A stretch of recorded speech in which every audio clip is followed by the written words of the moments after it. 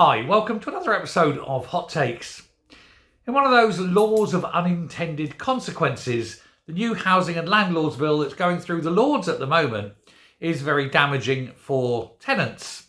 It gives yet more rights to tenants, and this will lead to more landlords leaving the sector, meaning, of course, fewer houses, meaning the rents go up, meaning it's harder to find a decent place to live. And many people, of course, have no option but to rent. They lack the ability to actually buy a house. They don't have the deposit, don't have the earnings, etc. And so for them, renting is the only option. And as the government can't build any social rental properties because nobody wants to do it, no money in it, it is often up to the private sector. But every time Labour get in charge, the left always try to destroy landlords. They don't like landlords, even though they rely on them. So Jane Scott, who is the shadow housing minister for the Conservatives, she is teaming up with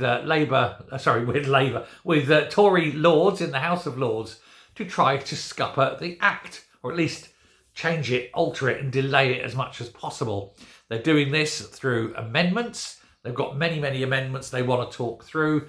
They want to give several advices. They want to take a few legal challenges, and they want a review on some of the applications. And certainly one of the things they're asking for is an impact assessment, which the government haven't yet done, and that could take quite some time. But of course it's necessary. By removing the powers and removing things from landlords and handing all the rights and powers and everything over to the tenants, it makes it a very unequal market. No one is saying that you should protect bad landlords, but you shouldn't punish good ones. And 99% of landlords are good landlords. Sure, there's one or two bad ones, but mostly they're not. They're good. They have a property. They want to rent it out. They want it kept in good condition. They want the rent paid. What more do you ask as a landlord? If you've got a tenant that's like that, you've got to polish them.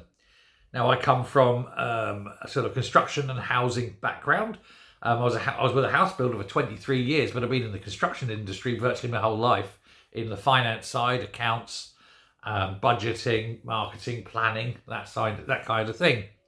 So I know whereof I speak on these matters. My company, not my personal, the company I work for, had over 100 rental properties, both commercial and domestic.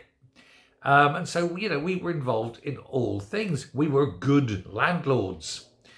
But with these kind of risks and controls being placed on landlords, I can guarantee we would have got out of the market. It's a terrible idea. It's what the left think, we must protect these people. We must protect the renters. Yes, I'm sure you do. You protect the tenants, but you're protecting them into homelessness. Because if you keep doing this and yet more landlords go, where are these tenants going to live? The landlords will just sell up and say, you've got to go, I'm selling up.